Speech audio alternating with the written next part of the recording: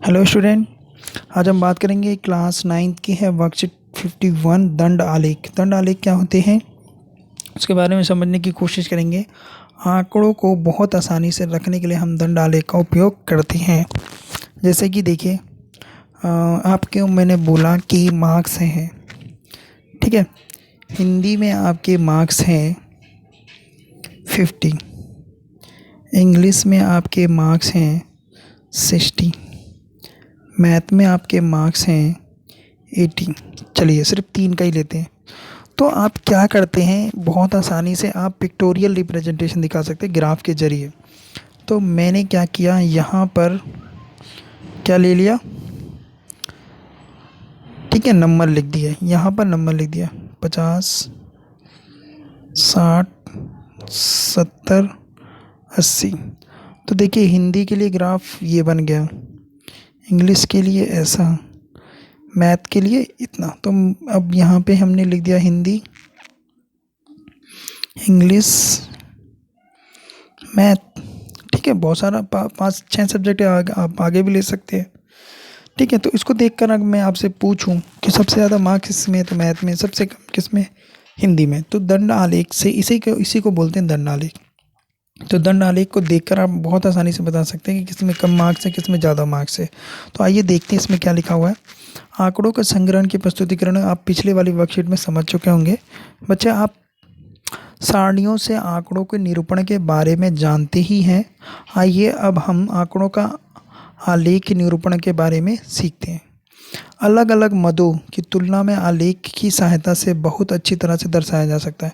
मद यानी नंबर्स हैं, जो नंबर हैं उनको अच्छी तरह से समझाया जा सकता है। दंड आलेख आंकड़ों का लेखी निरूपण में विभिन्न तरीकों में से एक है, ठीक है। निरूपण करने का, दिखाने का एक तरीका है ये भी। दंड आलेख आलेखों का एक चित्रीय निरूपण है। देख रहे हैं आप, चित्र के द्वारा बना के आपको दिखा दिया। इसमें से प्राय एक अक्ष, इसे हम कहते हैं एक्स अक्ष, ठीक है, पर एक चर को प्रकट करते हैं। क्या, कौन सा चर हमने प्रकट किया, हिंदी, इंग्लिश, मैथ, ये सारे प्रकट कर दिए। जिनके बीच में बराबर की दूरियां, इनके बीच में बिल्कुल बराबर की दूरियां होती हैं। चर के मान दूसरे अक्ष पर, ये हमारा वाई अक्ष होता है, ये वाला हमारा वाई अक्ष होता है। तो वहाँ पर ऊंचाई के चर वाले निर्भर करते हैं कि हमने कितने नंबर मिले। इस तरह दंड आलेख को देखकर आंकड़ों से संबंधित प्रश्नों के उत्तर आसानी से दिए जा सकते हैं। जैसे कि मैंने अभी आपसे पूछा सबसे ज़्यादा तो मैथ, सबसे कम हिंदी। तो ये एक ग्राफिकली रिप्रेजेंटेशन हो गया, चित्र निरूपण हो गया, जिससे हम आसानी से आंकड़ों के आंसर दे सकते हैं। देखिए एक एग्जाम्पल है जिसमें आपको और अच्छे समझ में आ जाएगा। दी गई सारणी किसी परिवार के विभिन्न मदों में होने वाले मासिक व्यय यानी खर्चा में निरूपित करती है। इन आंकड़ों को एक दंड आलेख में प्रदर्शित कीजिए। हल कैसे करना, देखिए क्या दे रखा है। 3,000 रुपये मकान का किराया है, भोजन में 3,400, शिक्षा में 800, बिजली में 400, परिवहन में 600 और विविध यानी और भी कहीं जगह 1,200 रुपये खर्च कर देते हैं। तो देखिए ये हमारा क्या था, एक्स अक्ष है, ये हमारा वाई अक्ष है, ठीक है। फिगर उसमें बनाएंगे ग्राफ पेपर पे। तो मकान का किराया के लिए कितना था, 3,000, इसका 3,400। तो यहाँ पर हमने क्या ले लिया, नंबर ले लिए।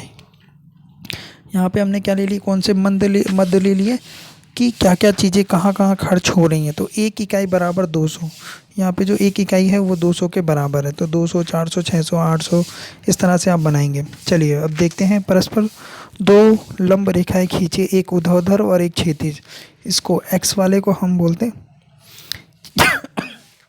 माफ़ कीजिएगा, एक्स वाले को हम बोलते हैं क्षैतिज और इधर वाले को हम बोलते हैं ऊर्ध्वाधर, ठीक है। वाई वाला हमारा ऊर्ध्वाधर होता है और एक्स वाला क्षैतिज रेखा होती है। क्षैतिज रेखा के अनुदिश मंद अंकित कीजिए, ऊर्ध्वाधर रेखा के अनुदिश संगत व्यय खर्च कीजिए। मंद मतलब ये क्या क्या चीज़ें खर्च हो रही है ना। समान दूरी पर समान ऊंचाई के दंड बनाइए। समान दूरी पर समान ऊंचाई के दंड बना रहे हैं, देख रहे हैं, इनके बीच में समान की दूरी है। ऊर्ध्वाधर रेखा पर अनुदिश एक सुविधाजनक पैमाना ले लीजिए। मान लीजिए 1 इकाई की लंबाई कितनी है, 200 रुपये है, और इसके अनुसार संगत अंकित मान कीजिए। विभिन्न मदों के लिए दंडों के लंबाई परिकल्पित कीजिए, ठीक है। उसके बाद उसकी लंबाई को परिकल्पित यानी खींचेंगे। तो इसके लिए 15 इकाई हो जाएगी। मकान के किराए भोजन के लिए 17 इकाई है, और शिक्षा के लिए 4 इकाई, बिजली के लिए 2 इकाई, परिवहन के लिए 3 इकाई, और विभिन्न के लिए 6 इकाई हो जाएगी, जिसे हम विविध लिखा हुआ है यहाँ पे। देखिए, इस दंड आलेख को करने का हमारा हम क्यों कर रहे हैं? हम इसलिए कर रहे हैं ताकि हमें कोई भी चीज़ अगर पूछा जाए तो बहुत आसानी से बता सकते हैं। भोजन में सबसे अधिक है खर्चा हो रहा है, और बिजली में सबसे कम खर्चा हो रहा है। ठीक है, तो और भी कुछ आपसे पूछा जाए, जैसे कि शिक्षा में कितना खर्च हो रहा था, आपने देखा दंड आलेख और इसमें देख के बता दिया। चलिए, एक क्वेश्चन आपके लिए करने के लिए दिया है इसमें। एक राज्य के विधानसभा के चुनाव में विभिन्न राजनीतिक पार्टियों द्वारा जीती गई सीटों के परिणाम दे रखा है कि ए ने 75 सीटें जीती, बी ने 55, सी ने 37, डी ने 29, ई ने 10 और एफ ने 37 सीटें जीती हैं। मतदान के परिणाम को निरूपित करने वाला एक दंड आलेख खींचिए। दंड आलेख मैंने खींच दिया है। कक्षा के चर्चा कीजिए कि आप इस आलेख के कौन कौन से निष्कर्ष निकाल सकते हैं। तो देखिए, कोई भी पैमाना लेकर क्षैतिज, ये हमारा क्षैतिज हो गया। अक्ष पर राजनीतिक पार्टी निरूपित कीजिए। राजनीतिक पार्टी लिख लिया, A B C D E F. सभी दंड समान चौड़ाई के होने चाहिए, जो समान दूरी पर हो।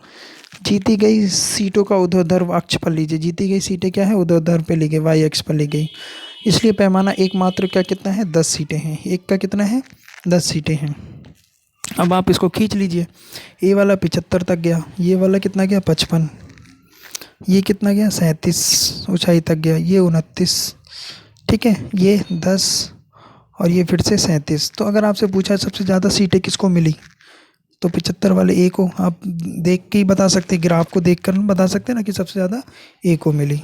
सबसे कम किसको मिली? ई को। ठीक है ना। किसको बराबर बराबर मिली? सी और एफ को। इस तरह से आप दंड आलेख को देखकर बता सकते हैं। अगला क्वेश्चन देखिए, एक साइकिल बनाने वाली कंपनी है, उसने क्या किया है? साइकिल बनाया। प्रति वर्ष कितने साइकिल बनाए, उसका दंड आलेख बनाना है आपको।